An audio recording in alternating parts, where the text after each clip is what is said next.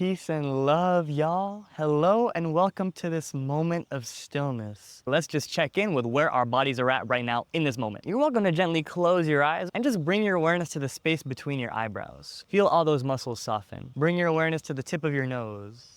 Soften to your upper lip, your lower lip, the tip of your tongue, the base of your tongue, the top of your throat, the base of your throat, your rib cage, your whole torso, your thighs, your shins and calves, the tops of your feet, the bottoms of your feet, the palms of your hands, the backs of your hands, your forearms, your biceps and triceps, your shoulder blades, the back of your neck, the crown of your head, and right back to the space between your eyebrows. Now let's take one deep breath together just to arrive.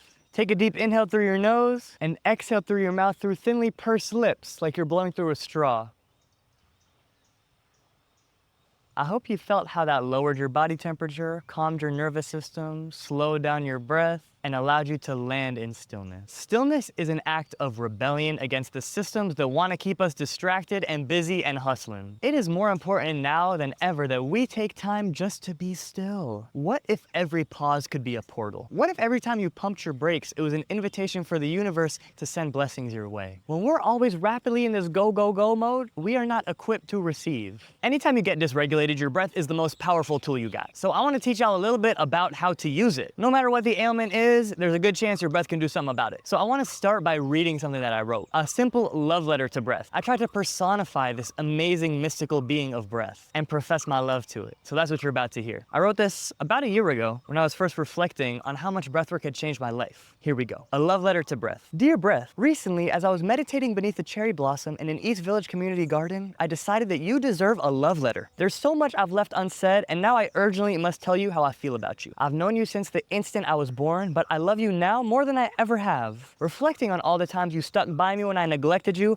I feel adoration and admiration for your stoic and selfless service. Understanding that you could walk away from this relationship at any moment, ending my life, has been a sobering realization. You give literal meaning to the concept of need that so many people overuse and misinterpret. Acknowledging my deep dependence on you has led me to realize how little else I require. You are the most important thing in my life or in anybody's life. You are life. There are few choices in this life that I cannot abstain from. I have the freedom to refrain from choosing the words I speak, silence, or the clothes that I wear, nakedness, but each day I am helplessly required to decide which food I eat and when I go to sleep. Some days I view this requirement as an impediment, mindlessly trotting the path of least resistance. However, I feel most fulfilled when I use these choices to confidently and intentionally assert my individual perspective. Though they are disguised as dull and routine decisions, they are emblematic of the way I approach the most pivotal and complex crossroads I face. Encoded within the way I do one thing is the way I do everything. I carry this truth every moment when I wake up and decide how to treat you.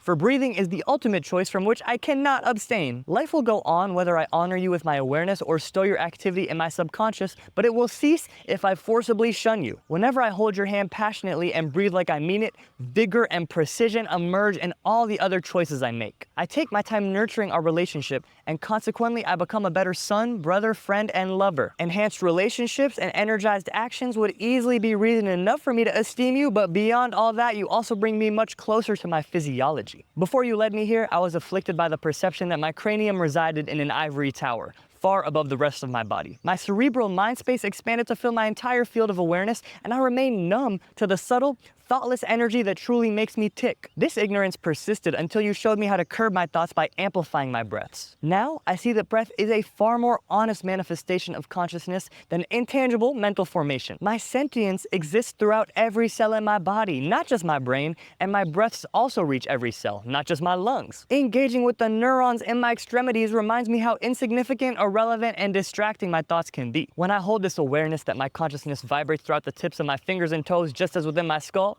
you show me your remarkable healing powers. Facing physical ailments that once drove me towards medication, I now simply breathe into the anatomical coordinates of my pain and make space for you to liberate my suffering. Contracting and engaging the muscles surrounding my injured tissue with every exhale, releasing and softening them with every inhale, we work together to relieve headaches, soreness, indigestion, and more. Thank you for reminding me that my body is far more perfect and self-sufficient than the long list of modern-era illnesses suggests. Beyond reaching self-reliance, the human body is capable of miraculously daunting feats of strength when it partners with you.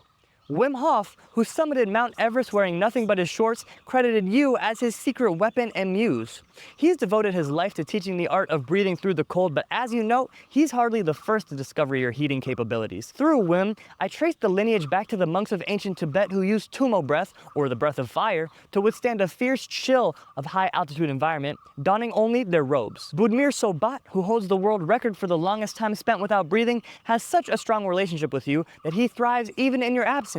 He once submerged himself underwater for 24 breathless minutes. I've never found the strength to be without you for longer than 3 minutes, and the difficulty of this severance reminds me how much I love you. I may fall short of these dramatic athletic achievements, but I still regularly bring you into extreme cold with me and sit without you for as long as I can manage. Every time I surpass a personal record and expand my ability, I rediscover your potential as an agent of self-improvement. Every race I run, every horn I blow, every word I speak, and every fragrance I smell is thanks to you. You represent my most fundamental purpose of respiration, and you've given me an even brighter purpose in all these distinctly human acts, leading me towards thrills miles beyond the comprehension of the earliest breathing life forms. As tantalizing as these frontal lobe activities are, our love increases even when I bring mindful awareness to simple, everyday breathing. As cool air enters my nostrils and my lungs expand, you fill me with gratitude. As warm air exits my nostrils and my chest falls, I release you into the atmosphere so that your gifts can be shared with others. I bring my awareness to your craft, and I see that breathing involves far more than the chemical transformation of oxygen into carbon dioxide.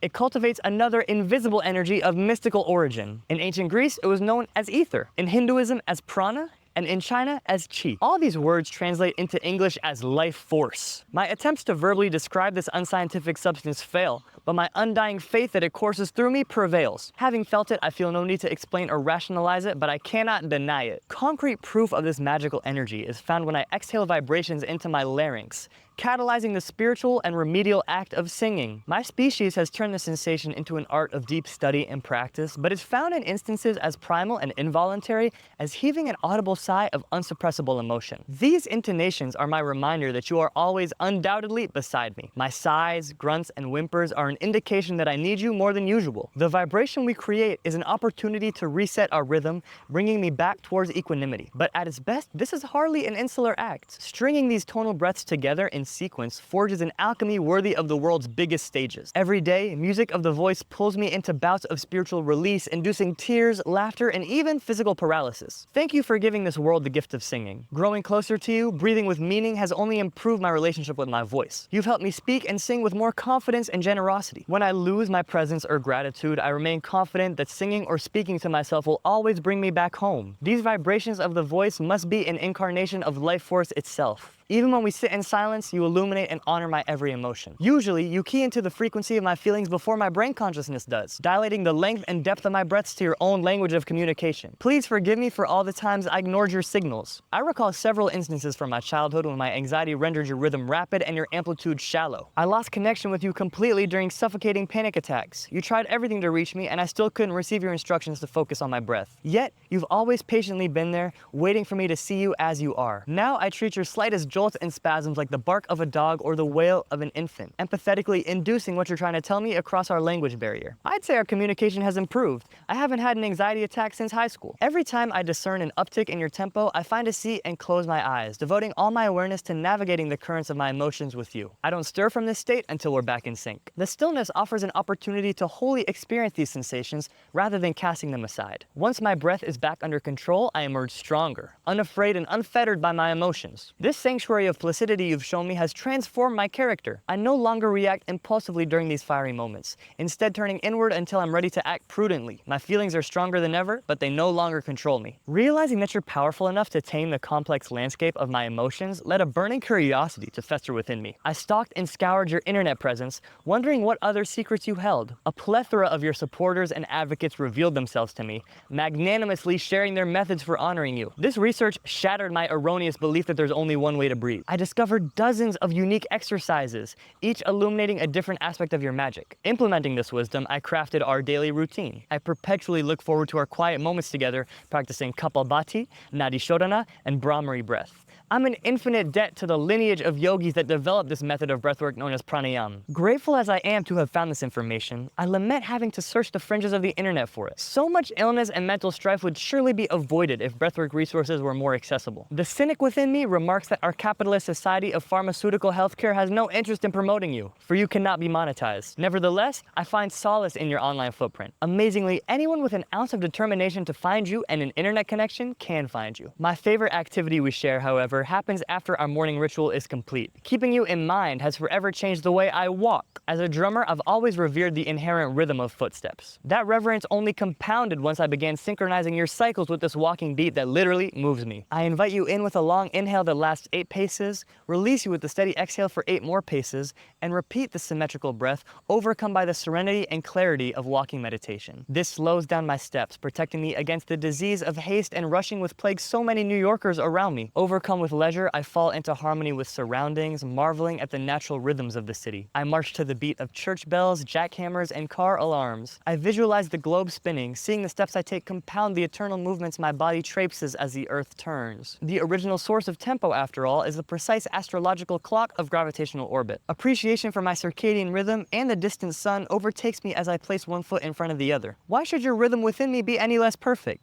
I strive to make it so. I find comfort in the circular reliability of a steady beat, breathing deeply every 16 steps to embody the rhythm of our cosmos. Knowing that every breath you gives me cultivates this tempo, the art of breathing changes from obligatory and mundane to indulgent and inspiring. I'm compelled towards deeper, fuller, longer breaths, drinking every last drop of this formless elixir you've given me. But please do not mistake my satiation for gluttony. I recognize that, as pleasing as your gifts can be, you also represent an altruistic act of service to our earth. On that afternoon I spent meditating in the community garden, I considered my symbiotic relationship with the cherry trees blossoming around me. Every exhale you grant me releases carbon dioxide, which plants must ingest in order to photosynthesize. These plants then return my favor in perfect reciprocation by emitting the oxygen that fuels me. Neither a plant nor I could survive without our counterpart in respiration. Thus, you are the ultimate metaphor for the balance between consumption and creation. My inhales empower me and my exhales power the world. One direction of breath inevitably begets its inverse, creating an eternal loop of ingestion equaling erection. Similarly, I'm only able to write this because I previously read these words in different formations, and each reader of these sentences will go on to write sentences of their own. In this way, you have made me an agent of transformation. When I align my breath with the intention of metamorphosis,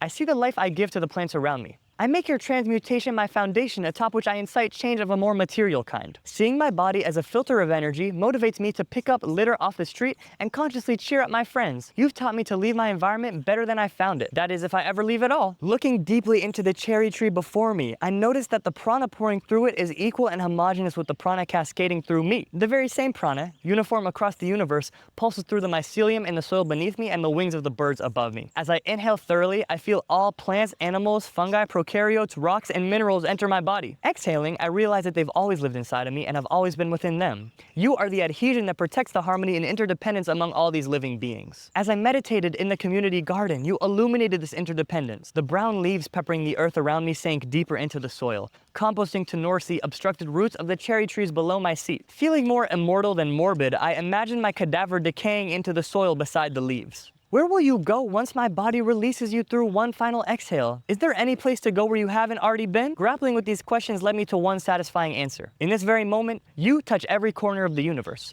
revealing yourself in the soft inhale of a sleeping baby and the gargantuan exhale of a supernova explosion alike. Breathing in the springtime pollen, I thought, it's a privilege for me to know such a worldly soul as yourself. But before I could even finish the thought, I suddenly found it impossible to distinguish myself from you. Without you, this body of mine would certainly cease to live, but would I?